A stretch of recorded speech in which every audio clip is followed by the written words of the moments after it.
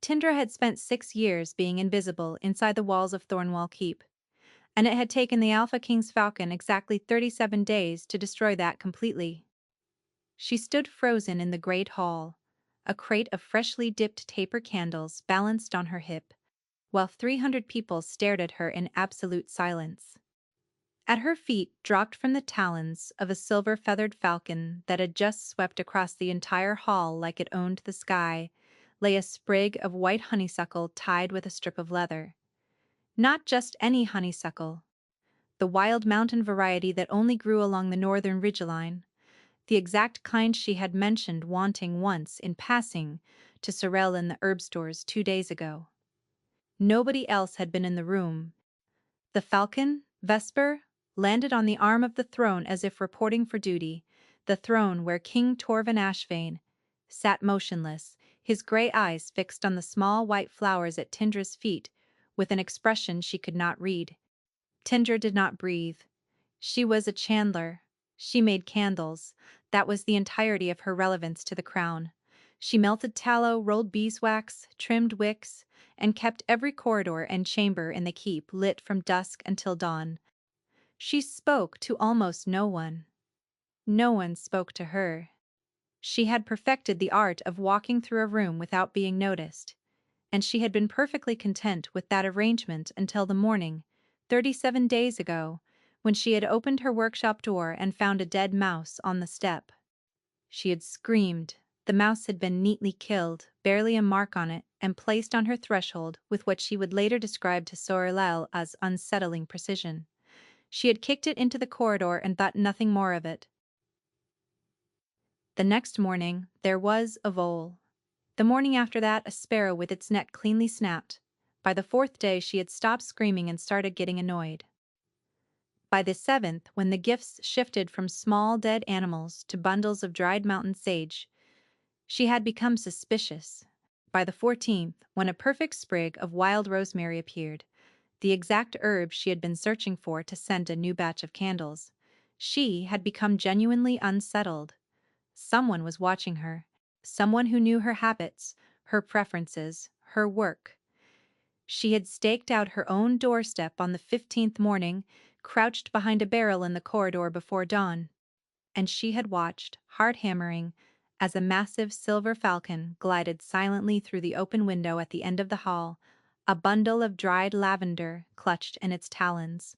It landed on her threshold, placed the lavender with almost delicate care, and turned its head to look directly at her hiding spot.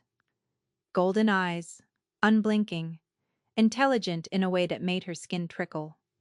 Then it had flown away. She had asked around carefully, casually, trying not to sound insane. Whose falcon was that? The silver one with golden eyes? Every person she asked had given her the same look, part confusion, part alarm. That is Vesper, a guardsman had told her, glancing over his shoulder like he expected to be overheard. The king's falcon, his bonded hunting bird. Nobody touches it, nobody goes near it. Tindra had gone very still. The king's falcon had been leaving gifts at her door. The king's falcon had been watching her for weeks. She should have reported it. She should have gone to someone. Anyone, the head steward, the captain of the guard. Instead, she had done the deeply irrational thing, and started leaving small offerings in return. A dish of rendered fat from her workshop, a strip of soft leather, once, absurdly, a tiny candle she had shaped like a mouse, because she had a sense of humor even when she was terrified. Vesper had eaten the fat, ignored the leather, and carried the mouse candle away to parts unknown. The gifts kept coming. They grew stranger, more specific. A cake of golden beeswax from the coastal traders, the exact variety she had been trying to source for months. A smooth river, stone pale blue, like the ones the old cook who had raised her used to collect before she passed. The closest thing Tindra had ever had to a mother, and somehow the falcon had known. A dried flower pressed flat between two oak leaves preserved so carefully it looked painted. Each gift felt less like a falcon's offering, and more like a love letter written by something that did not have hands. And now, this. The honeysuckle delivered in public, in front of the entire court, in front of the king himself. Tindra stared at the flowers on the stone floor. Her pulse roared in her ears. She could feel every gaze in the hall pressing against her skin. She made herself look up. King Torvin Ashvane sat on his throne unmoving. He was tall, even-seated, broad through the shoulders, the kind of build that made the throne behind him look ordinary. His dark hair fell past his jaw, and his face was the kind of face that made you forget your own name and then resent him for it. But something was wrong with that face. It was too still, too flat, like a painting of a man rather than the man himself. His eyes met hers. For one heartbeat, something flickered behind the gray. Something sharp and hungry and alive. There, and gone so fast, she almost missed it. His hand twitched on the arm of the throne. Then Brennick, the king's beta, was at her elbow. She had not even seen him move. "Follow me," he murmured. "Now. Leave the candles." Tindra set the crate down with numb hands and followed him out of the great hall, the honeysuckle still lying on the floor behind her, and 300 pairs of eyes burning holes in her back. Brennick led her through 2 corridors without speaking. When they reached a small antechamber far from the main halls, he closed the door and turned to face her.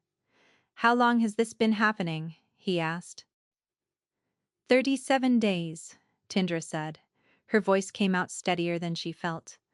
"I thought someone was stalking me. Then I found out it was the king's falcon, which was worse." Brennick's expression did not change. "The king does not know." Tindra blinked. "What do you mean he does not know? It is his falcon." "Vesper has not taken commands from the king in months," Brennick said quietly. "The falcon acts on its own now, has for some time." He studied her face with an intensity that made her want to step backward. "What did you do to attract it?" "Nothing," Tindra said. "I make candles. I do not exactly lead an exciting life." "The falcon has never done this before," Brennick said. "Not in 6 years of bonding with the king. It does not go near anyone. It barely tolerates me." Tindra swallowed hard. "So what happens now?" Brennick was quiet for a moment. "Stay in the keep," he said. "Do not leave the grounds. Do not speak of this to anyone." "Why?" Tindra's voice rose before she could stop it. "Am I in danger? Is the king angry?" The look Brennick gave her was unreadable. "The king does not know yet," he repeated. "And I need to be careful about how he finds out." He left before she could ask what that meant. Tindra stood alone in the antechamber, her hands shaking, the scent of honeysuckle still caught in her hair, and felt the first cold stirring of something much larger than she was settling over her life. Tindra did not sleep that night. She lay in her narrow cot in the Chandler's quarters, staring at the ceiling and replaying Brennick's words until they lost all meaning. The falcon acts on its own. Now, what did that mean? A bonded falcon did not just act on its own. The bond between a shifter and their companion was sacred, an extension of the wolf itself. If Vesper was acting independently, something was broken in the bond. Something was wrong with the king. She thought about the flicker she had seen in his eyes, that one heartbeat of raw, hungry awareness before his face had gone flat again. She thought about how still he had been, how empty. Sleep did not come. The summons arrived at dawn. A guard at her door, face carefully blank. "The beta requires your presence." Brennick was waiting for her in the same antechamber, and he was not alone. A tall woman with silver-threaded hair and steady hands stood beside him. Tindra recognized her immediately. "Sorrel," Tindra breathed, "the head healer of Thornwall Keep." Tindra had supplied her with scented candles for the infirmary for years, but they had rarely spoken beyond polite exchanges. "Sit down," Sorrel said. It was not a suggestion. Tindra sat. "I need to explain something to you," Brennick began, "and I need you to remain calm." "That is the worst possible way to start a sentence," Tindra replied. Brennick almost smiled. "Almost. The king is unwell." Unwell how? Brennick glanced at Sorel, who took over with the brisk efficiency of someone accustomed to delivering hard truths. Since the Ashenmere campaign 9 months ago, King Torvin has been losing his wolf. Tindra stared at her. Losing his wolf? What does that mean? Exactly what it sounds like, Sorel said. His shifter senses are fading. Smell went first, then taste. His hearing has dulled. His skin is losing sensitivity to touch, to texture, to warmth. She paused, letting the weight of it settle. His wolf has gone silent. He has not been able to shift in over 4 months. The room felt colder. An alpha who lost his wolf. Tindra knew what that meant. Every shifter knew. How long does he have? Tindra asked, and her voice came out quiet and strange. At the current rate of decline, Sorel said, 6 months, perhaps less. The silence that followed was crushing. We have tried everything, Sorello continued. Herbs, elixirs, bonding rituals, spiritual communion with the old packs. Nothing slows it, nothing reverses it. The wolf is retreating deeper every day, and we cannot reach it. Why are you telling me this? Tindra asked, though a cold knot was already forming in her stomach, because she was beginning to understand. Yesterday, in the great hall when Vesper dropped that flower at your feet, the king reacted. Tindra frowned. He did not react, he just sat there. You do not understand, Brennick said. He has not reacted to anything in weeks. His face does not move. His eyes do not track. He sits through council sessions like a statue and gives orders in a voice that sounds like it is coming from the bottom of a well. He fixed her with a look that was almost desperate. Yesterday, when you were standing 20 feet from his throne, his pupils dilated, his hand moved, his nostrils flared. He was trying to smell you, Sorel added quietly. Tindra's blood went cold. A man who has not been able to smell anything in 4 months, Brennick said. Tried to smell you. The knot in Tindra's stomach tightened. That is why the Falcon has been bringing me gifts, she whispered. Vesper sensed something. Before anyone else did, the bond between Vesper and the king's wolf runs deep, Sorel confirmed. If the wolf recognized something in you, even from a distance, the Falcon would act on that instinct. She studied Tindra with clinical intensity. We need to test it. Test what? Exactly, Tindra asked, her pulse climbing.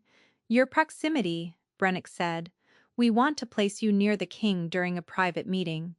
Close enough that we can observe whether his senses respond to your presence. Does the king know about this? Tindra asked. A pause. The kind of pause that answered the question. The king, Brennick said carefully, has refused all further treatment. He has ordered the healers to stop trying.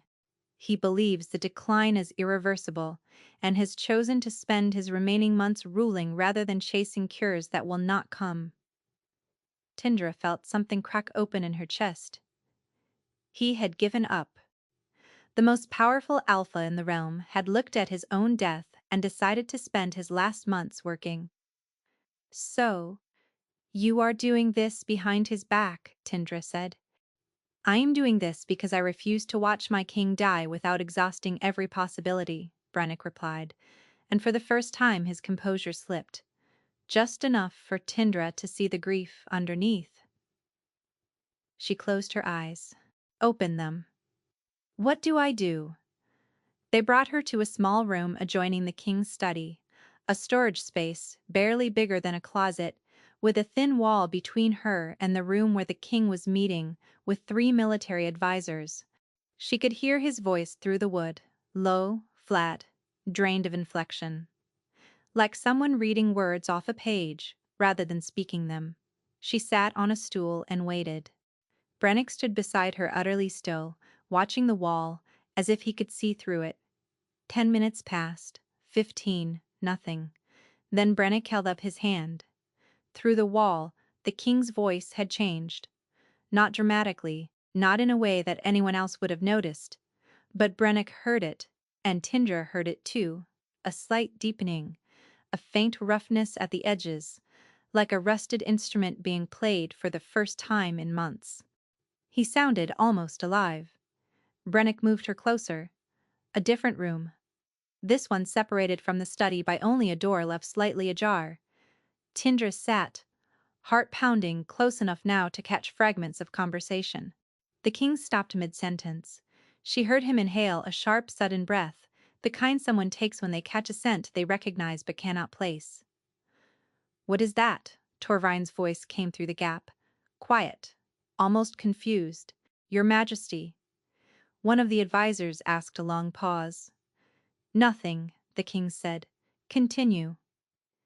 But his voice had warmth in it, now faint, fragile, but undeniable. Brennick looked at Tindra. His eyes were bright with something that might have been hope, and it frightened her more than anything else that had happened in the last 2 days. "That is enough for today," he murmured. He led her out through a back corridor, away from the study, away from the king. They walked in silence until they reached the lower halls. Then Brennick stopped. "It is you," he said. "Not a question." "It is not me," Tindra said, though her voice was shaking. "I did not do anything. I literally sat on a stool." His sense of smell came back. Brennick said partially, temporarily, but it came back. He smelled something for the first time in 4 months, and you were the only variable. Tinder pressed her back against the stone wall and tried to breathe. "What happens now?" she asked. "Now I need to tell the king," Brennick said. He looked like a man walking toward a cliff, and I have no idea how he is going to respond. "That sounds ominous," Tindra managed. "The king ordered all treatment to stop," Brennick reminded her. "He was very clear about it, and what I have just done is a direct violation of that order." Tindra stared at him. "So when you tell him about me, you also have to tell him that you went behind his back?" "Yes. And he will be furious." "Quite possibly with both of us." "Almost certainly." Tindra slid down the wall until she was sitting on the cold stone floor. "Wonderful," she said to no one in particular. "Stay in the keep," Brennick said, already moving. "I will send for you once the storm passes, or if it does not pass, I will send a warning." He disappeared around the corner, and Tindra sat on the floor of the lower corridor, pulse pounding, hands trembling, and thought about the sound of the king's voice when it had come alive through that half-open door. That thin, breakable warmth, like a dying fire catching one last ember. She pressed her palms against the cold stone and wondered what it meant that a king's falcon had been courting her for 37 days with gifts she had never asked for. Wondered what it meant that a man who could not feel anything had tried to breathe her in through a crack in a door. Wondered, with a fear that ran deeper than anything she had felt before, what would happen to her if she turned out to be the only thing keeping a dying king alive. The storm, it turned out, did not pass. 2 days went by with no word from Brennick. 2 days of dipping candles and trimming wicks and pretending her entire world had not tilted sideways. Vesper still came each morning. On the first day, a cluster of alpine berries, dark and sweet-smelling. On the second, a feather, not one of its own. A soft brown plume from some other bird tucked neatly beneath her door, as if placed there by human hands. On the third morning, a guard arrived. Different from the first, taller, broader, with the rigid posture of someone assigned to the king's personal detail. "His Majesty requires your presence," the guard said, immediately. Tindra's stomach dropped to somewhere below her boots. The walk to the king's quarters took an eternity. Every corridor felt too long, every staircase too steep. She catalogued absurd details to keep from spiraling. The number of torches in the eastern corridor, 14, the crack in the 7th step of the upper staircase, the smell of old wood and iron that clung to the walls like a memory. The guard stopped at a heavy oak door banded with iron. He knocked once.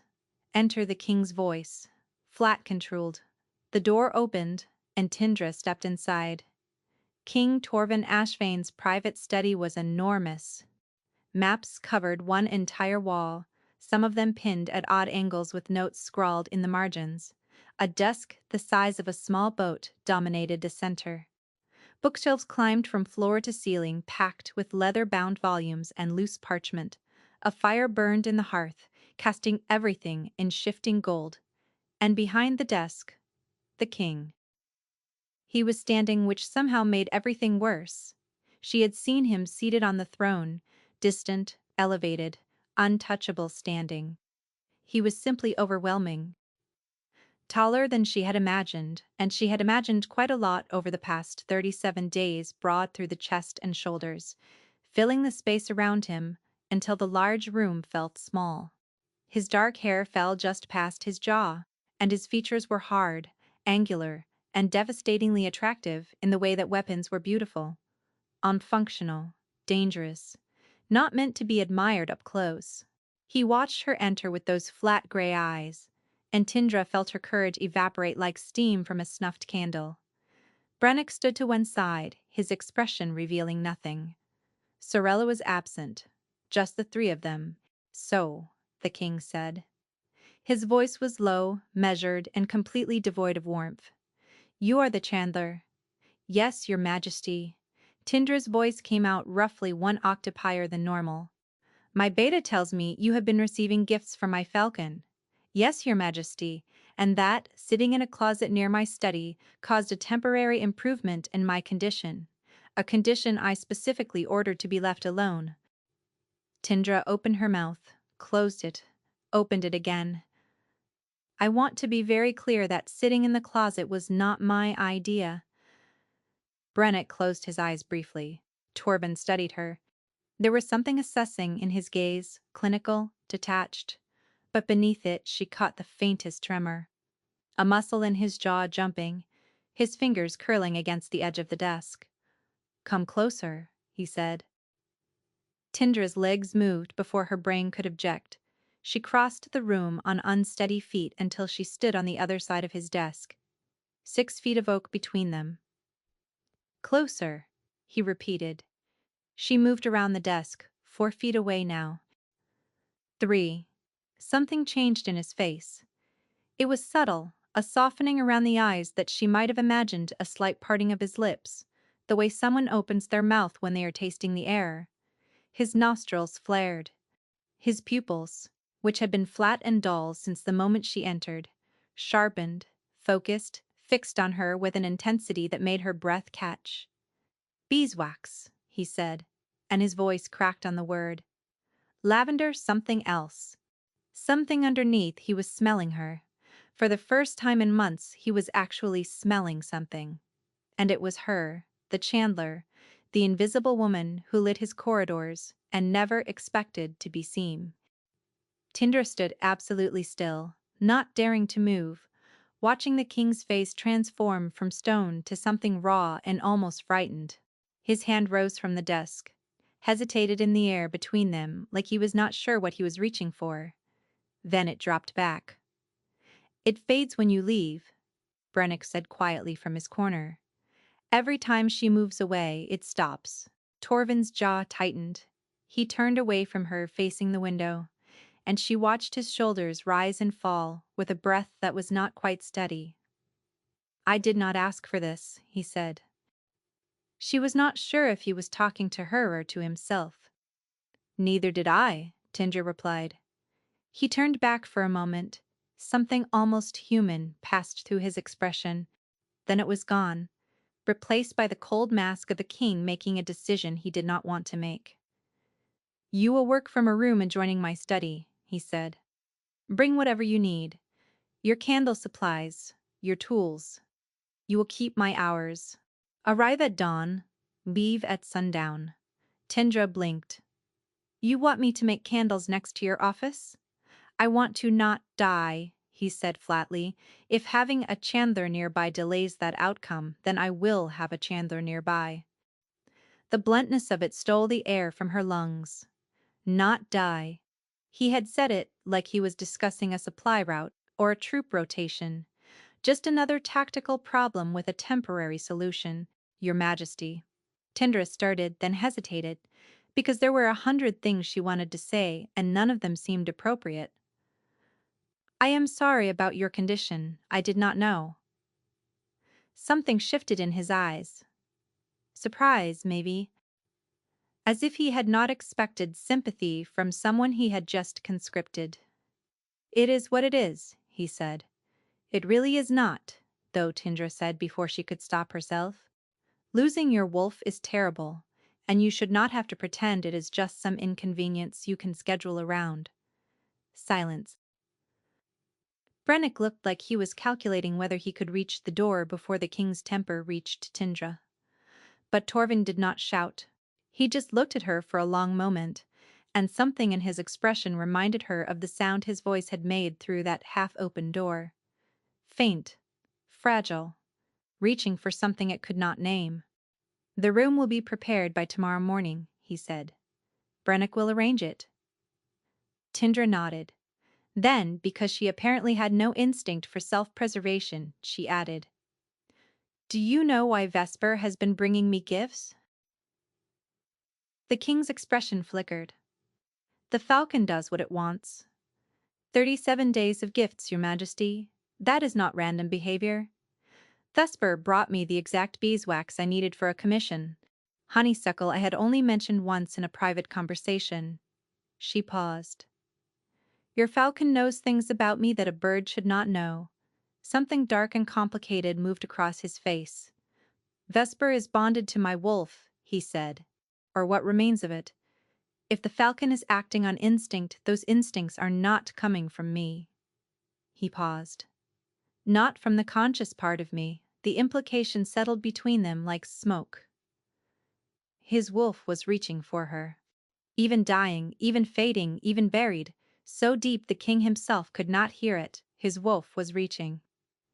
"I see," Tindra said, because she absolutely did not see and had no idea what to do with this information. "It changes nothing," the king said. "This is a practical arrangement. Your proximity has a measurable effect on my condition. That is the beginning and the end of it." "Understood," Tindra said. "Good. Completely practical. No feelings whatsoever." His eyes narrowed slightly. "Was that sarcasm?" "Absolutely not, your majesty. I take candle-adjacent medical proximity very seriously." A beat of silence. Brennick studied the ceiling with great interest, and the king, for just a fraction of a moment, almost smiled. It was barely there. A ghost of movement at the corner of his mouth, gone before it fully formed. But Tindra saw it, and something warm and terrifying bloomed in her chest. She returned to her workshop that evening in a daze. Her hands moved through familiar motions, trimming wicks, measuring tallow, stirring melted wax, but her mind was somewhere else entirely. In a study with maps on the walls, and a king who was dying slowly from the inside, and a falcon that seemed to understand something none of them did. She opened her workshop door to leave for the night and stopped. On the threshold, placed with the same careful precision as every gift before it, sat a candle. Not one of hers. This one was finer than anything she had ever made. Pure white beeswax hand-rolled, with a wick of braided silk that must have cost more than she earned in a month. No note, no mark. But it was not Vesper's work. A falcon could not roll a candle. Tindra picked it up, her fingers trembling slightly. She brought it to her nose and inhaled cedar smoke, and beneath that, something warm and deep and achingly familiar that she had only just begun to know. The king's scent, pressed into the wax like a fingerprint. He had made this, or at the very least, he had held it long enough to leave himself in it. A gift from the man, not the falcon, not his wolf's instinct channeled through talons and feathers. His deliberate, chosen. Tindra pressed the candle against her chest and stood in the doorway for a very long time, her heart doing something it had absolutely no business doing, while somewhere above her, in a study full of maps and fading light, a king who could not feel anything sat alone with hands that smelled of beeswax. A rhythm formed every morning. Tindra arrived at the small room adjoining the king's study before the sun had fully risen.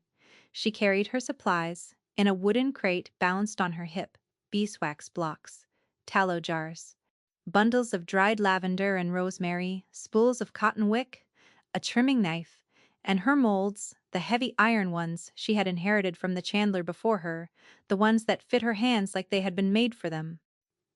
The room Brennick had prepared was modest but functional. A sturdy workbench beneath the narrow window shelves along one wall for her supplies, a stool and a door left permanently ajar that opened into the king's study. Through that door she could hear everything: the scratch of his pen, the low murmur of advisors, the creak of his chair when he shifted, and beneath it all, steady and measured, the sound of his breathing. She worked. He worked. They did not speak, but things changed. On the second day Torvine paused mid-sentence, during a meeting with his war council. Tindra heard it through the open door, the slight hitch in his voice, the way his words trailed off. Then he continued as if nothing had happened after the advisors left. She heard him inhale deeply, deliberately, like a man surfacing from underwater. He was breathing her in. The beeswax, the lavender, whatever it was about her that his dying wolf still recognized, and each breath brought something back on the fourth day. So Razel confirmed what Tindra had suspected. His sense of smell was returning in sustained increments, not just flickering anymore. Holding on the seventh day, he tasted food. Tindra did not witness it directly, Brennick told her afterward, his voice carefully controlled, that the king had taken a bite of bread during a working dinner and stopped. Just stopped, his hand halfway to the table, his expression cracking open like ice breaking on a spring river. He had chewed slowly, swallowed, and said nothing. But his eyes had been bright in a way they had not been in months. She cried in her workroom that evening, quiet tears that she wiped away with wax-stained hands. She was not entirely sure why the small gestures started around the second week. Subtle things that she might have imagined if they had not kept accumulating a better stool, appeared in her workroom one morning padded with leather. The narrow window was widened, letting in twice the light. A shelf of rare waxes materialized on her supply wall. Varieties she had only ever read about in trade catalogs. Golden amber from the southern coast, deep crimson infused with dried berries, a pale blue that smelled faintly of the sea. She never saw them delivered. They simply appeared, as if the room itself was slowly reshaping around her comfort. "Thank you for the waxes," she said one morning through the open door. A pause, the scratch of his pen stopped. "I have no idea what you are referring to," the king replied. Tindra bit the inside of her cheek to keep from smiling. A wool blanket appeared draped over her stool one morning, thick and soft and dyed a deep forest green. She had not mentioned being cold, but the room faced north and the stone walls held the chill long after dawn. She started bringing him candles in return. Not the standard tapers she made for the household, special ones. A beeswax pillar infused with pine resin that she noticed made him breathe deeper when she worked with it. A small votive scented with clary sage that Sorel said stimulated the senses. She left them on the corner of his desk without comment. He never acknowledged them, but they burned down to nothing every single time. On the morning of the third week, she arrived to find Torben already at his desk. She set up her supplies, lit her work candle, and began rolling a fresh batch of tapers. He read his reports. The fire crackled. Neither of them spoke. It should have been uncomfortable. For weeks it had been charged with tension and unspoken awareness, and the constant question of what exactly they were to each other. But that morning, the silence was different. Settled, warm, like the room itself had exhaled and decided they belonged there together. Tindra caught herself smiling and did not know when she had started. She had a habit of talking while she worked, not to anyone in particular, just narrating her process, muttering observations, occasionally arguing with a wick that refused to sit straight. She had always done it. Sorel called it endearing. The previous chandler had called it insufferable. She did not realize the king could hear her until the morning he appeared in her doorway. She had been dipping a set of taper candles, working the rhythm of dip and cool, and dip again. And she had been talking. telling no one in particular about the merchant who had tried to sell her goat tallow disguised as beeswax last winter, and how she had caught him because the melt point was wrong, and how he had tried to argue that goats and bees were practically the same animal. "They are not," said the king's voice from behind her. "Even remotely the same animal." Tindra nearly dropped an entire rack of half-finished tapers into the wax vat. She spun around to find Torvin leaning against the doorframe with his arms crossed. He was watching her with an expression she could not quite name, something between amusement and curiosity. "How long have you been standing there?" she demanded. "Long enough to hear about the merchant's theory of bee-goat equivalents," he said. "That was 5 minutes ago." "Yes?" Tindra stared at him. He had been listening. Standing in his own doorway, listening to her talk to herself for 5 minutes, and he looked, she noticed, with a jolt almost relaxed. His shoulders had dropped from their usual rigid line. His jaw was not clenched. There was color in his face that had not been there 2 weeks ago. "You look better," she said, then immediately regretted it because who says that to a king? But he did not seem offended. He glanced down at his own hand and flexed it slowly, studying his fingers, as if seeing them for the first time. "I can feel the grain of the wood on my desk," he said quietly. "Since yesterday, just barely, but it is there. Touch." Touch was coming back. Tindra's breath caught. "Your Majesty, that is wonderful." He met her eyes, and for a moment the mask slipped entirely. What she saw underneath was not a king. It was a man who had been drowning in silence and numbness for 9 months, and had just felt the texture of wood beneath his fingertips. The raw, almost bewildered gratitude on his face made her chest ache so fiercely she had to look away. "I brought you something," she said, turning quickly to her workbench. She had been saving it, a small honey cake from the kitchen, wrapped in cloth, still warm. She had carried it up that morning on an impulse she had not examined too closely. She held it out to him. He looked at the cake, then at her. He took it carefully, his fingers brushing hers as he did, and the contact sent a visible shiver through him. Not pain, something else. Something that made his pupils dilate and his breath catch. He took a bite, chewed, and closed his eyes. The expression on his face nearly destroyed her wonder. Disbelief, a pleasure so simple and so profound that it looked almost like grief. Because this was what he had lost, not kingdoms or battles or power, this. The taste of honey on his tongue, the warmth of bread in his hand, the small, ordinary miracles of being alive. "Good?" Tinder asked, and her voice came out rougher than she intended. He opened his eyes. They were bright, wet at the edges. "Yes," he said, "just that." But the way he said it contained everything. Vesper had been spending more time in her workroom. The Falcon perched on the highest shelf, watching her dip candles with unblinking golden eyes. Sometimes it brought her things during the day, a glossy beetle, a pine cone once, a button that she was fairly certain it had stolen from Brennick's coat. Brennick appeared in her doorway the next afternoon, scowling. "My coat button," he said, holding out his hand. Tindra fished it from her apron pocket and handed it over. "Your Falcon is a menace," he told Torvin through the open door. "My Falcon," the king replied without looking up from his report, "is an excellent judge of character." Tindra and Brennick both stared at him. He turned a page, his face revealing nothing, but his ears had gone slightly pink. But the Falcon had also started carrying things the other direction.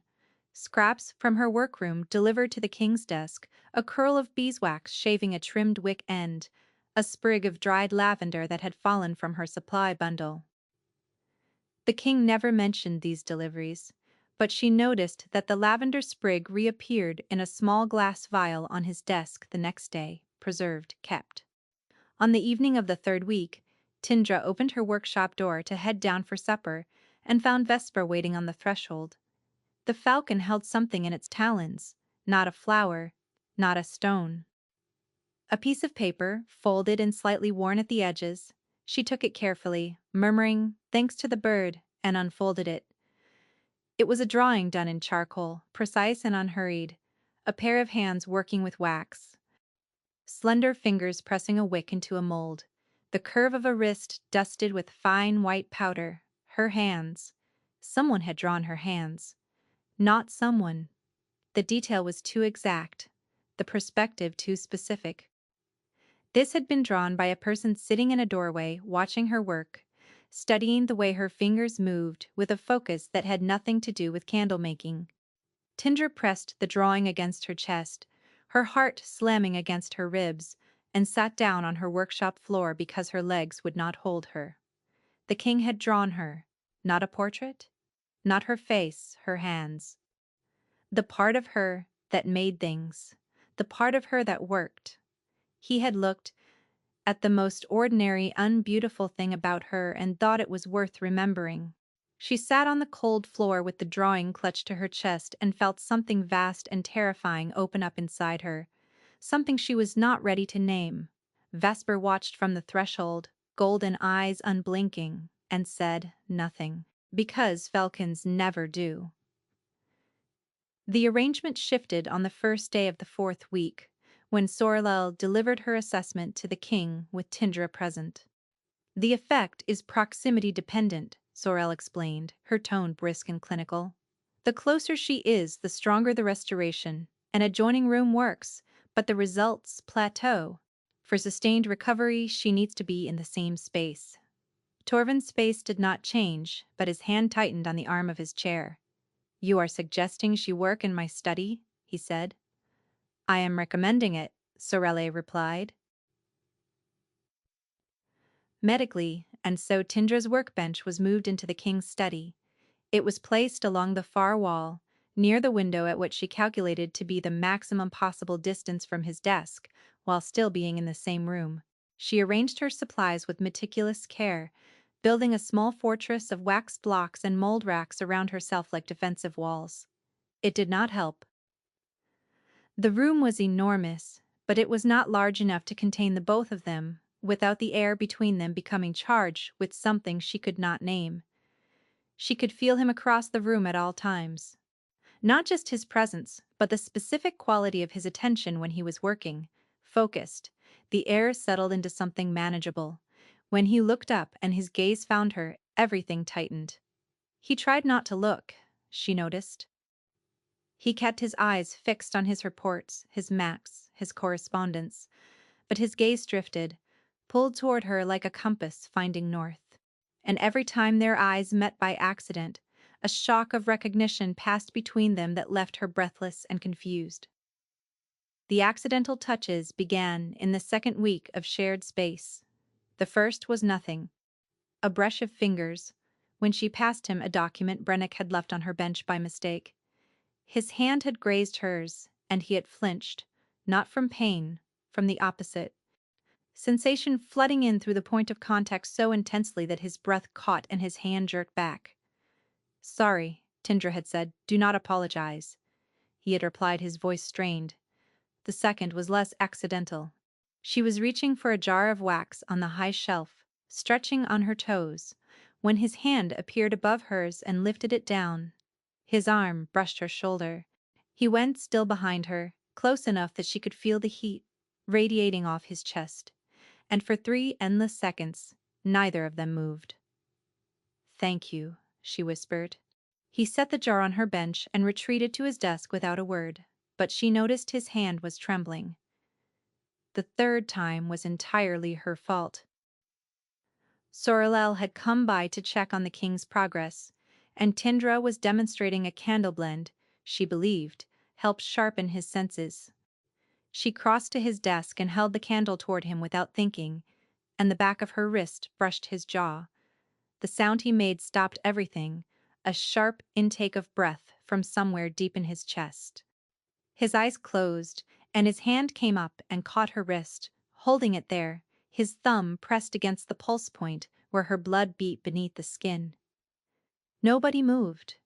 Sorelle stood frozen by the door. Tindra stood frozen by the desk, and the king sat with his eyes closed and her wrist pressed against his jaw, breathing in slow and deliberate and trembling when he opened his eyes. They were not flat. They were not dull. They were bright and sharp and focused with a hunger that made the air between them feel combustible. He released her wrist without a word. She retreated to her bench on legs that barely held her.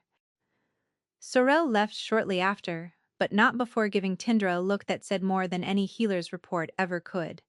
That night, Tindra lay in her narrow cot in the Chandler's quarters and pressed the wrist he had held against her own cheek. She could still feel the ghost of his thumb on her pulse, could still hear that sound he had made, and for the first time in her life she understood what her wolf was reaching for touch. Sorel had explained was the deepest sense. The last to go and the hardest to restore it required the closest proximity, the most direct contact. Every incidental brush of skin was flooding his starved nervous system with input it had not processed in months. Tindra understood this intellectually. She understood that each accidental touch was medicinal, therapeutic, a clinical necessity for a dying man. What she could not explain clinically or otherwise was why her own skin burned where he touched it, why her wolf, dormant and silent her entire life, stirred and pressed forward every time he was near. Why? She lay awake at night replaying the exact pressure of his fingers brushing hers, and felt an ache in her chest that had no medical name at all. She had never wanted anyone before. Not like this. Not with this desperate, consuming certainty that she was meant to be closer to him than any distance allowed. She fell asleep in her chair on a Thursday evening. She had been working late, finishing a batch of ceremonial candles for a council function. The wax had to be layered in alternating colors, each one cooled before the next was poured, and the process was slow and hypnotic. She remembered resting her head on her folded arms. She did not remember closing her eyes. She woke to warmth, across her shoulders heavy fabric, carrying the scent of cedar and smoke. His cloak. He had draped his cloak over her while she slept, and his hand was on her shoulder, not gripping. Just resting there, barely any pressure at all, as if he had been about to pull away when she stirred. The world split open. One moment she was in the study, warm and disoriented and half asleep. The next she was somewhere else entirely, a vast colorless void stretching in every direction. No floor, no sky, no horizon. Just emptiness, so complete it pressed against her skin like water.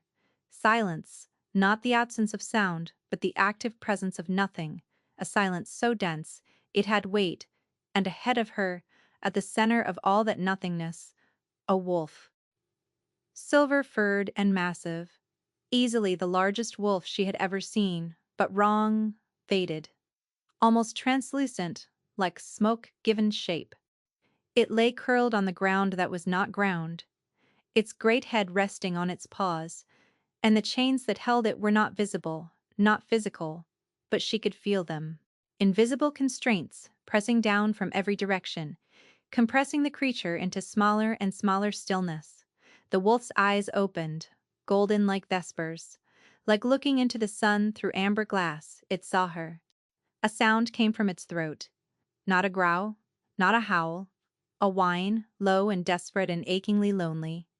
A sound that said in a language older than words, "I have been here so long.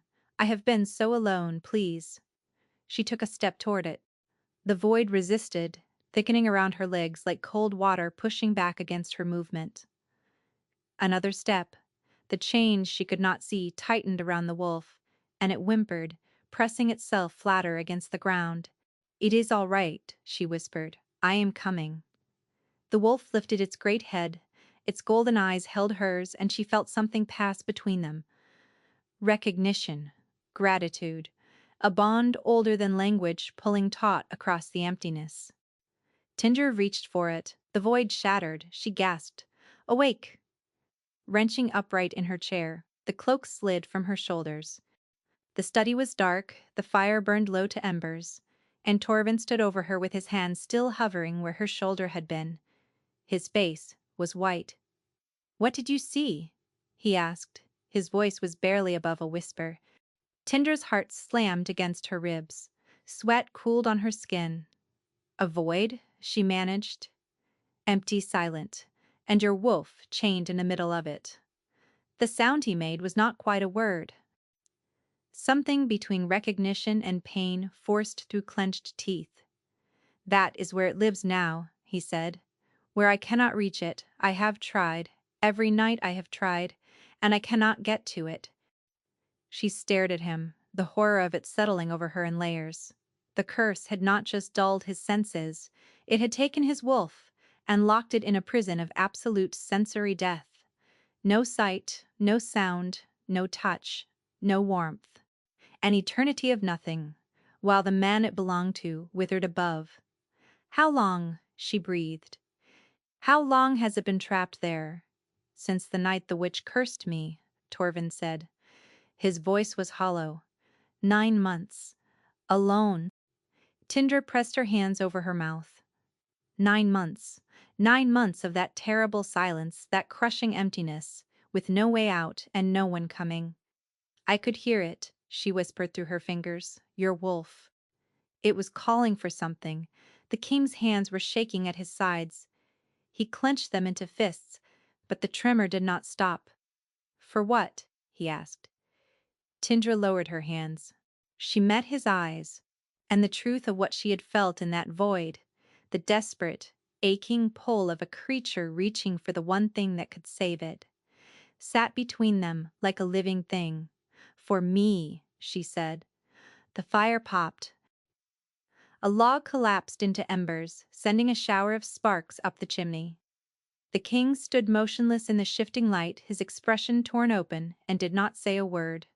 Vesper, perched on the highest shelf, let out a single, low cry that echoed through the darkened study like a bell. He sent her away the next morning. Tindra arrived at the study at dawn as usual, her supply crate balanced on her hip, and found the door locked. A guard stood outside, his expression professionally blank.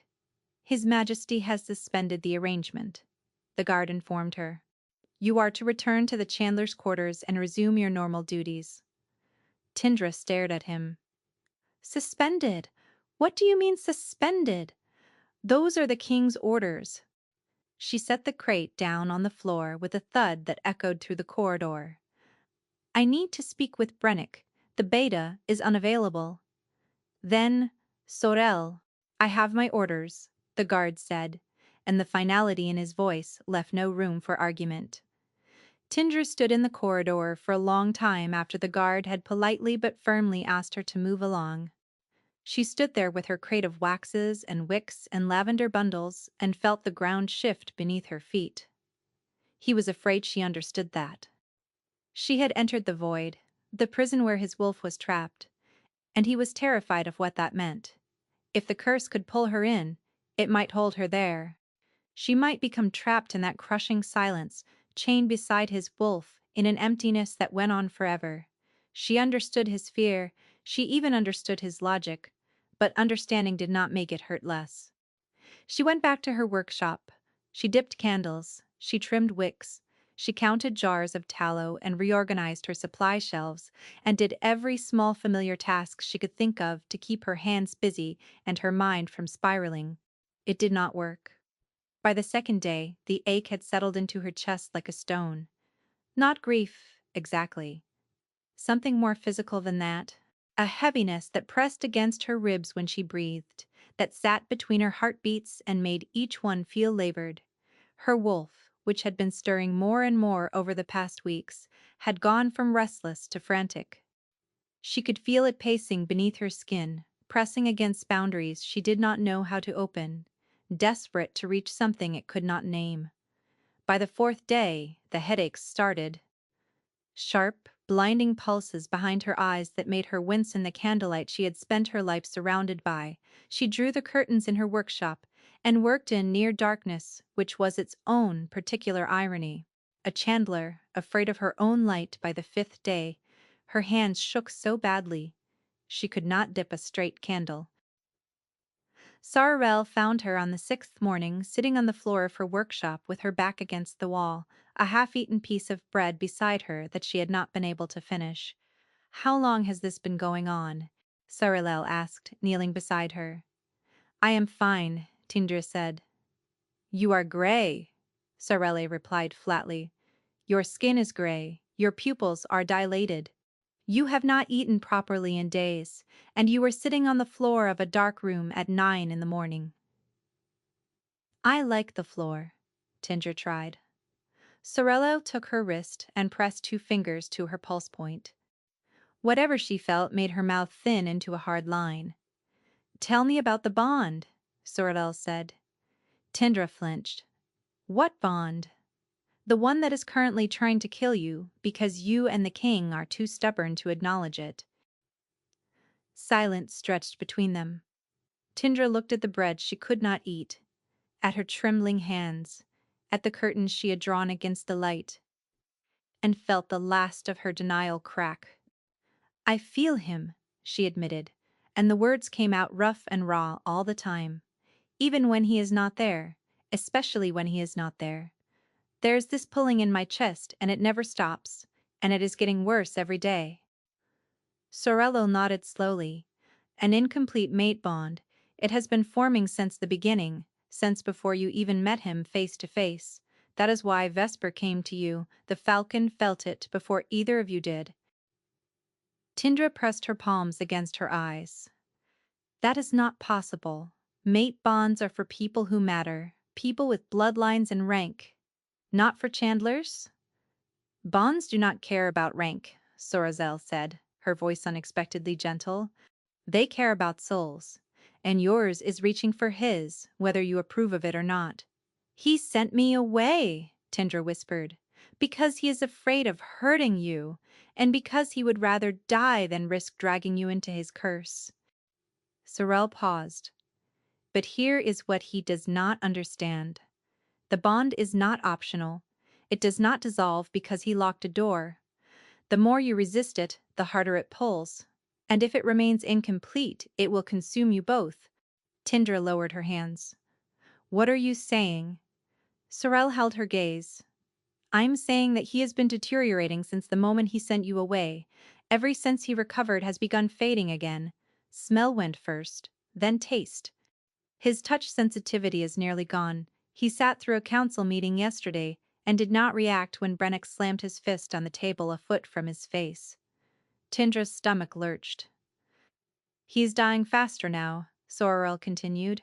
Faster than before you came into his life, because his wolf tasted what it was like to reach for its mate, and now that the connection has been severed, it is giving up entirely. No, Tindra said, and the word came out fierce and raw. No, it is not giving up. I heard it. I was there. It was fighting. Then you need to get back to him, Sorel said, before there is nothing left to fight for. But the king had locked his door. Brennick was unreachable. The guards had their orders, and Tindra was a Chandler with no rank, no title, and no authority to override a royal command. So she did. The only thing she could do. She kept working. She delivered candles. She restocked corridors and chambers and the great hall. She moved through the keep like a ghost, performing the duties she had performed for 6 years, and tried not to fall apart. She caught glimpses of him sometimes. A flash of dark hair across the courtyard, his tall frame moving through a distant corridor surrounded by advisors. He never looked at her, never acknowledged her presence, never turned his head. But she could see what Sorel had described, the grayness creeping back into his skin, the rigidity in his posture, the way he moved like a man wearing armor made of stone. The flatness returning to his eyes, swallowing what little light she had helped restore. She was watching him die from across the keep, and he would not let her close enough to stop it. On the 7th day, Tindra was summoned to the great hall. Not by the king. By the head steward, for a candle delivery. Routine work. She gathered a crate of fresh tapers, the long ivory ones used for the wall sconces, and made her way to the hall on legs that felt like they belonged to someone else. The hall was not empty. A session was underway. The king sat at the head of the long table surrounded by advisors and military commanders, maps spread before him, correspondence stacked in piles. He looked terrible. The word was not strong enough. He looked like something essential had been removed from inside him, and the shell left behind was running on momentum alone. His skin was ashen, his cheeks had hollowed.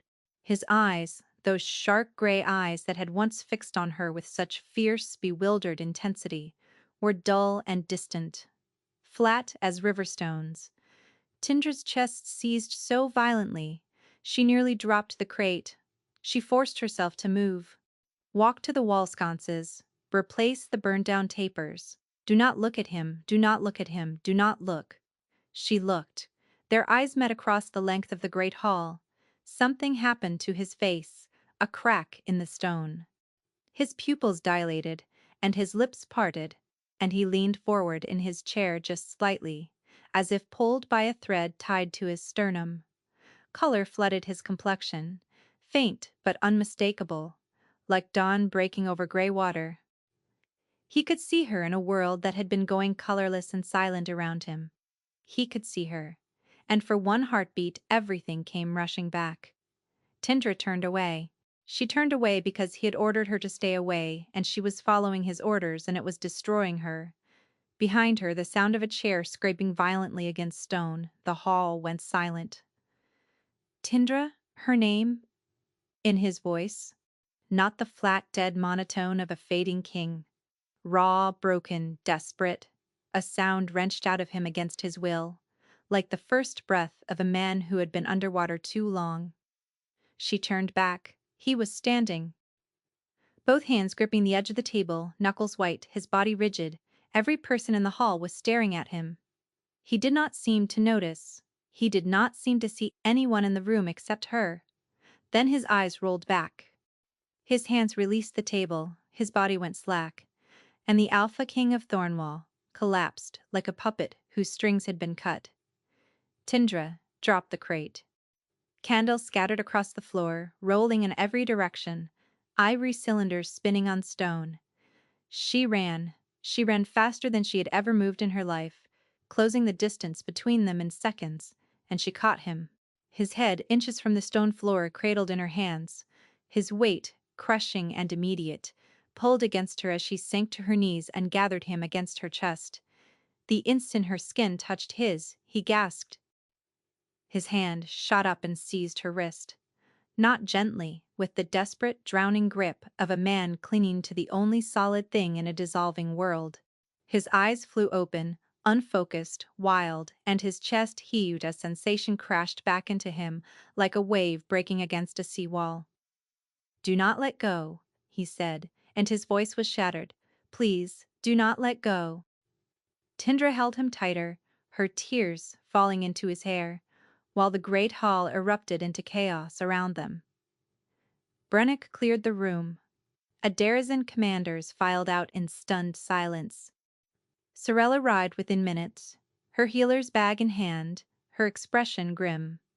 Tindra sat on the floor with the king's head in her lap, her fingers threaded through his hair, and refused to move.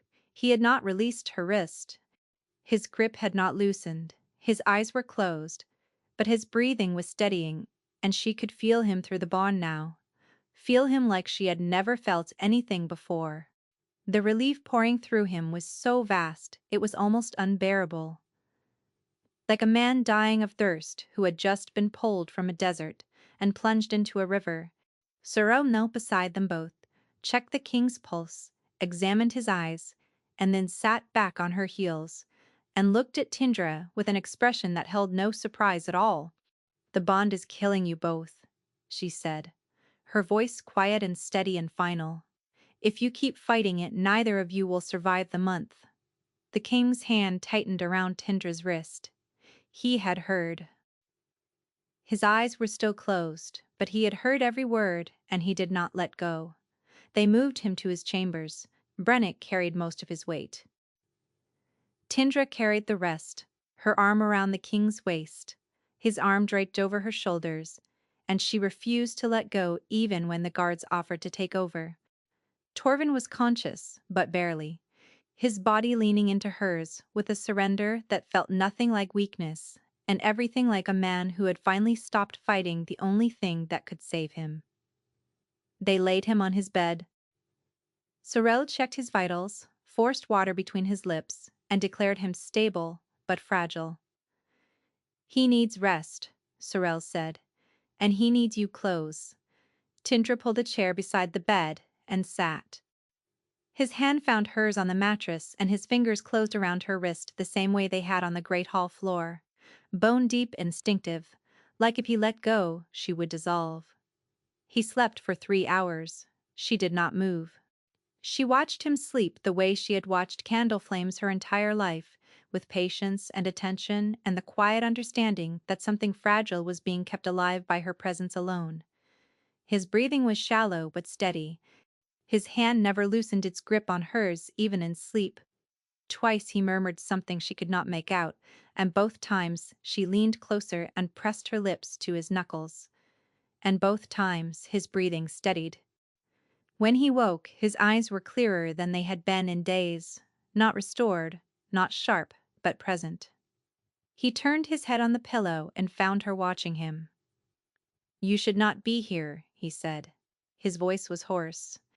"And yet," Tindra replied, a silence settled between them, not uncomfortable, heavy with everything that had been building for weeks and could not be held back much longer. "Tell me about the curse," Tindra said quietly.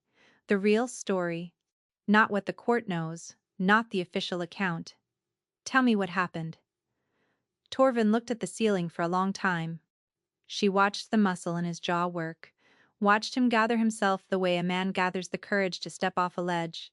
"The Ashenmere pack," he began, his voice measured and controlled, each word carefully weighed, "held the northern coast.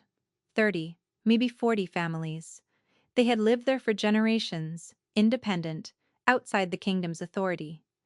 They did not want our governance, they did not want our laws. And for a long time, that was acceptable." He paused, swallowed. "Then Fenris became their alpha. Young, ambitious, violent. He started raiding border villages, burning crops, taking hostages. I sent envoys to negotiate. He sent the last one back, barely alive." Tindra's stomach turned. "I did not want war," Torvin said, and the rawness in his voice made her chest ache. "I exhausted every alternative. Treaties, trade agreements, territorial concessions. Fenris rejected them all. He wanted the crown itself, or he wanted blood. There was no third option." He closed his eyes. "So, there was blood." The silence that followed was suffocating. "The campaign lasted 6 weeks. We outnumbered them 3-1. It should have been quick, it was not." His voice dropped lower. "Fenris used civilians as shields. Pashid fighters among families made it impossible to strike without—" He trailed off. Tindra squeezed his hand. "There was a healer," he continued, and his voice cracked on the word. "Among the Ashenmere, a woman named Elspeth. She did not fight. She carried no weapons. She spent the entire conflict moving between the lines, treating wounded on both sides, ours and theirs. She did not care about banners or allegiance. She cared about blood loss and broken bones." His hand tightened around hers. "On the last day, as the fighting ended, Elspeth tried to cross the field carrying medicine. She was running toward a group of wounded civilians. She had a white sash tied around her arm. She was shouting that she was a healer." Tindra's eyes burned. The line was chaotic. Smoke, confusion, men still fighting in pockets. Someone gave an order or no one did. I have never been able to determine which. An arrow. She fell 30 yards from the wounded she was trying to reach. "I held her," he said. "I reached her before anyone else, and I held her, and she looked up at me with such confusion, such betrayal. Like—" She could not understand how the world had allowed this to happen. Tears streamed silently down Tindra's face. "Fenris was killed that same hour, and his mother, Biella, Asir, found me still kneeling in the mud with Elspeth's blood on my hands." He opened his eyes and stared at the ceiling. "She cursed me," she said. "You felt nothing for their suffering. Now, you will feel nothing at all." The words hung in the air like ash. "But you did feel something," Tindra whispered. "You felt everything. That is why the curse took root. Because you already blamed yourself. He turned to look at her, and the devastation on his face was total. No mask, no composure. Just a man laid bare by the weight of what he had been carrying alone for 9 months. The curse feeds on your guilt, Tindra said, understanding flooding through her now. It did not imprison your wolf, you did. You believe you deserve to feel nothing. So your wolf retreated. The curse just made sure you could not call it back. Torvin stared at her. Something shifted behind his eyes, recognition mixed with horror, and she knew she was right. Sorel says the bond will kill us both if we keep resisting it, Tindra said. She says I can still walk away. Sever it while it is incomplete and save myself. His hand released hers slowly, deliberately giving her the choice. Go, he said. Please, save yourself. I have already taken enough from too many people. Tindra looked at his hand, open and empty on the sheets. She looked at his face, resigned and aching, and already grieving the loss of her. My mother left me on the castle steps when I was 3 days old, she said. I do not know why. I do not know who she was. I spent my entire life believing I was left, because I was not enough. Not enough to keep, not enough to want, not enough for anyone to fight for. His expression crumbled. I spent 23 years being invisible, Tindra continued, her voice shaking but steady. Making myself small, making myself useful, telling myself that being needed was the same as being wanted. It is not, and I am done pretending it is. She took his hand back, laced her fingers through his, and held on. I am not leaving, she said. Not because you need me to survive. Because I choose you, and I am asking you to choose me back. For a long, suspended moment, the only sound was the fire crackling and the wind pressing against the window. Then Torvai moved. He sat up, pulled her from the chair onto the bed beside him, and cradled her face in both hands. His thumbs traced the tears on her cheeks. I have been choosing you since the moment my wolf sent a falcon to your door with a dead mouse, he said, and his voice was low and unguarded and full of something she had never heard from him before. Tenderness. I have been choosing you every day since I was just too much of a coward to say it. Tindra kissed him. She leaned forward and pressed her mouth to his, and the world narrowed to the warmth of his lips and the sharp, desperate sound he made against her. His hand slid from her face into her hair, tilting her head, deepening the kiss, until she could not tell where she ended and he began. If you do not stop me now, he said against her mouth, I will not be able to stop myself. Then do not stop, she whispered. He looked at her for one more moment, searching her face for doubt, for hesitation, for any sign that she was not certain. He found none. Something broke behind his eyes. Not destruction, release. The last wall between them falling, the final resistance giving way to something that had been inevitable since a falcon dropped a dead mouse on her doorstep. He pulled her closer. She felt his hands find the hem of her shirt, felt his fingers brush her skin, and the sensation that flooded through them both nearly stopped her heart. His touch, restored and overwhelming, and every nerve alive with the bond humming between them.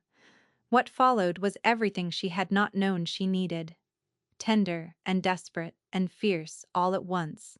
His hands memorizing her like a blind man given sight, her breath catching on his name, the slow, aching discovery of each other, layer by layer, until there was nothing left between them. When the bond snapped into place, she felt it in her bones, a warmth so deep it reached the core of her, golden and infinite, connecting her to him beyond skin and breath and thought. She bit down on his neck on instinct, claiming him, and felt his answering bite against her throat.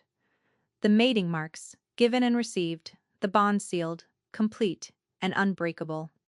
She felt his wolf surge forward through the bond, felt it howl with triumph and joy somewhere in the depths of his being. It was not free yet, not fully, but it was closer. She had given it a tether to hold on to. A thread of golden light stretching from her heart to the place where it was chained, and it gripped that thread with everything it had. They lay close afterward, breathing hard, his forehead resting against hers. His hand found hers on the sheets and held on her palm rested over his heart, feeling it beat strong and steady and alive. "Thank you," he murmured, "for choosing me." His thumb traced the mating mark on her throat, and she felt the bond pulse in response, warm and bright and sure. She had never been chosen before, not by the mother who left her, not by the world that overlooked her.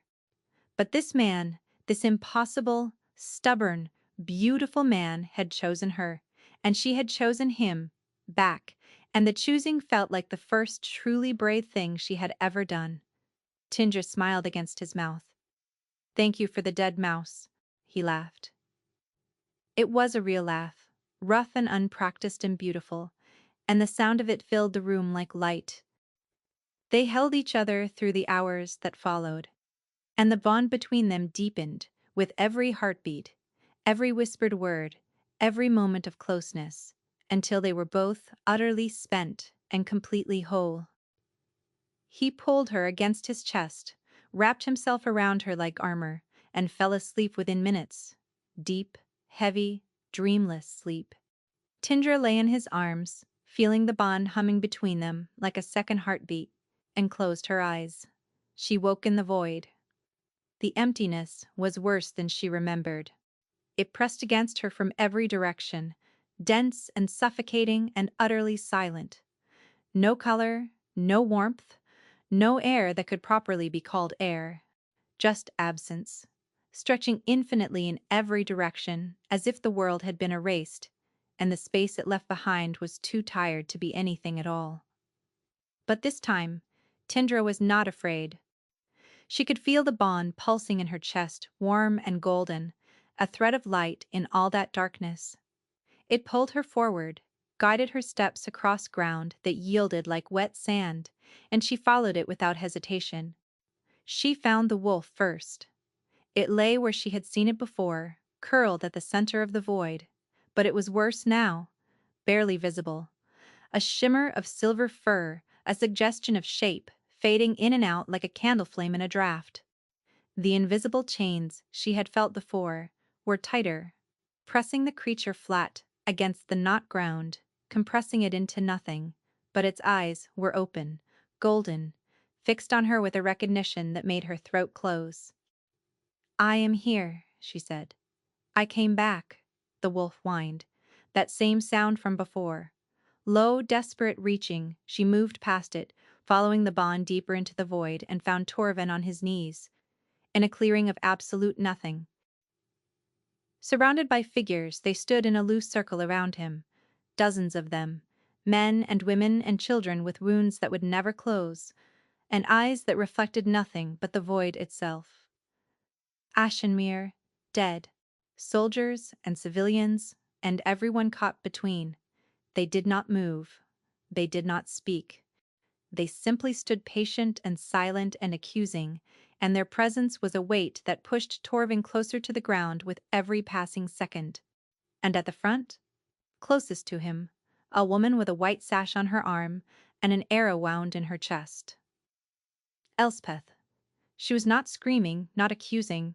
She simply stood and looked at him with gentle, disappointed eyes, and her silence was worse than any curse because it was his own silence, his own disappointment in himself, his own conviction that he had failed beyond forgiveness. "You should have seen me," Elspeth said, and the words were his, spoken in her voice. "You should have stopped it. A better king would have." Torvin's head was bowed. His hands were flat on the ground. Through the bond, Tindra could feel what he felt, and it nearly drove her to her knees beside him. Guilt so vast it had its own gravity, shame so deep it had become bedrock.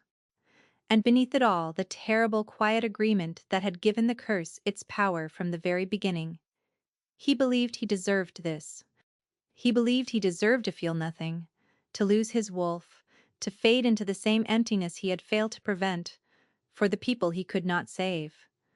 The curse was not punishing him. He was punishing himself. The witch had simply given his self-destruction a mechanism. Tindra walked through the circle of the dead. They did not stop her. They were not real. They were echoes of his guilt, given form and weight by a curse that fed on exactly the kind of man who would never forgive himself for an unforgivable thing. She knelt beside him. "Torvin," she said, "look at me." He did not move. She took his face in her hands and lifted it. His eyes were open, but unfocused, lost in the void inside the void, drowning in something deeper than magic. "I know what you carry," she said. "I felt it through the bond.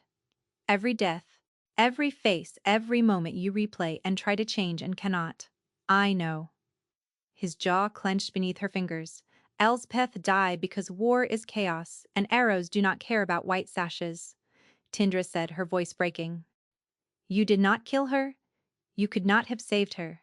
And spending the rest of your life in this place, letting your wolf die to pay a debt that was never yours to owe, will not bring her back." "You do not understand," he whispered. "I do," Tindra said, and tears streamed down her face. "I understand better than anyone. I spent 23 years believing my mother left me because I was not worth keeping. I carry that every single day. It shaped every choice I made, every room I walked into, every conversation I kept small, because I did not believe I deserved to take up space." She pressed her forehead to his. "I was wrong," she whispered. "I was wrong about myself, and you are wrong about yourself. You are not the man who failed to save Elspeth. You are the man who held her when she fell. You are the man who tried to make peace when everyone else wanted blood. You are the man whose wolf loves so deeply that it sent a falcon across a castle with a dead mouse to find the one person who could bring it home." A sound escaped him, not a word. Something deeper, pulled from the place where language ends and raw, unprocessed grief begins. His hands came up and gripped her arms, and he held on like she was the only real thing in a world made of smoke. "Let them go," Tindra said. "Let them rest. You are allowed to forgive yourself, Torvin. You are allowed to feel again." For a terrible, endless moment, nothing happened. The dead stood. The void pressed in. The wolf faded. Then Torvin's grip on her arms tightened, and a sound tore out of him that was part sob, part howl, and entirely surrender. "I am sorry," he said to the figures around him. Not pleading, not bargaining, releasing. "I am sorry I could not save you. I am sorry for all of it, and I am putting it down." The void shuddered.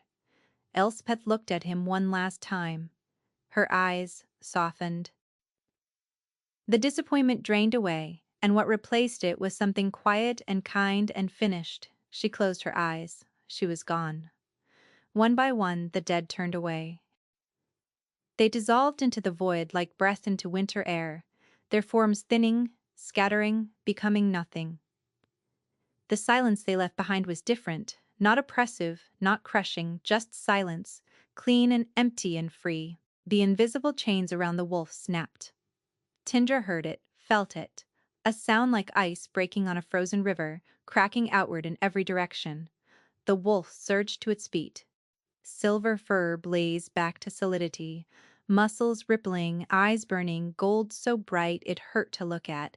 It threw back its massive head and howled, and the sound shattered the void like glass light poured in. The emptiness fractured and fell away in pieces, revealing warmth, color, sensation flooding back from every direction. Tindra felt it crash through the bond, through Torvin, through her. A tidal wave of feeling so intense it stole the air from her lungs. The wolf turned to Torvin. It crossed the crumbling void in 3 strides and pressed its great silver head against his chest. He wrapped his arms around it, burying his face in its fur, and wept. Tindra watched through her own tears as the wolf dissolved into him, not disappearing but reuniting, sinking back into the man it belonged to with a golden pulse that lit up the last fragments of the void like a sunrise. Everything went white. Tindra woke in his arms in his bed in the warm amber light of early morning. He was already awake, looking down at her with eyes that were full and bright and wet with tears. But he was smiling. A real smile, unguarded and trembling, and more beautiful than anything she had ever seen. He cupped her face, brushed the tears from her cheeks with his thumbs. "I can feel you," he whispered. "Everything. Your skin, your heartbeat, the warmth of you." He pressed his lips to her forehead, and the bond between them hummed so brightly she could almost hear it sing. "Thank you," he said against her skin. "Thank you for coming back for me." Tindra smiled, wrapped her arms around him, and held on outside the window. Vesper circled once against the pale morning sky and let out a single cry, high and clear and triumphant, below in the courtyard. The keep was waking, and in the king's chambers, tangled in sheets that smelled of cedar and beeswax, and something new that belonged only to them. Two people who had spent their lives believing they did not deserve to be found held each other and breathed. The curse did not break like a door flung open. It broke like a long winter thaw, slowly, unevenly, with setbacks that tested them both. Torvin's senses returned in waves. Some days his hearing was crystal sharp and his sense of taste was gone. Other mornings he could feel every thread of the sheets against his skin, but could not smell the breakfast tray beside the bed. The inconsistency frustrated him. Tindra learned to be patient with the frustration and firm with the self-blame that inevitably followed. "You are healing," she told him on the difficult days. "Healing is not a straight line." "You sound like Sorelle," he grumbled. "Sorelle is usually right," Tindra replied. His wolf returned in stages too, the first time he shifted, 3 weeks after the void shattered. It was involuntary. He woke in the middle of the night with silver fur rippling across his skin, and Tindra opened her eyes to find an enormous wolf lying beside her. Golden eyes wide and startled, taking up 3/4 of the bed. She had laughed so hard she had fallen off the mattress. The court's reaction to their mating was complicated as expected.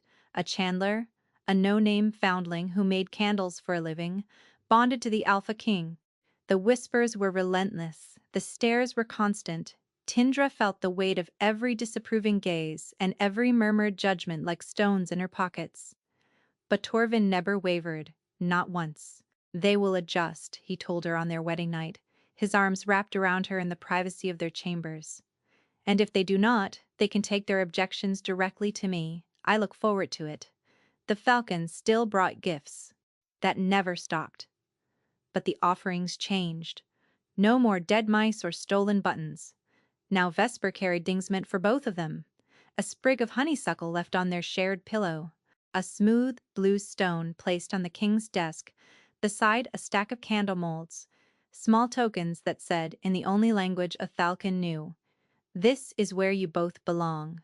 Months later, on an ordinary morning in early spring, Tindra woke to pale light filtering through the curtains. Torvin was still asleep beside her, his face peaceful, his breathing deep and even. One arm draped across her waist, possessive even in sleep. No nightmares, no void pulling him under. Just rest on the pillow beside her, placed there by hands and not by talons, sat a candle. Small, white hand, rolled in beeswax. Imperfect in the way that only handmade things could be, and pressed into the wax, faint but unmistakable. The scent of lavender and cedar and the warmth of a man who had learned to feel again. Tindra smiled, pressed her face into his shoulder and closed her eyes. Outside, Vesper perched on the windowsill, golden eyes half closed, feathers ruffled by the spring wind. The Falcon watched them for a moment, then tucked its head beneath its wing and slept.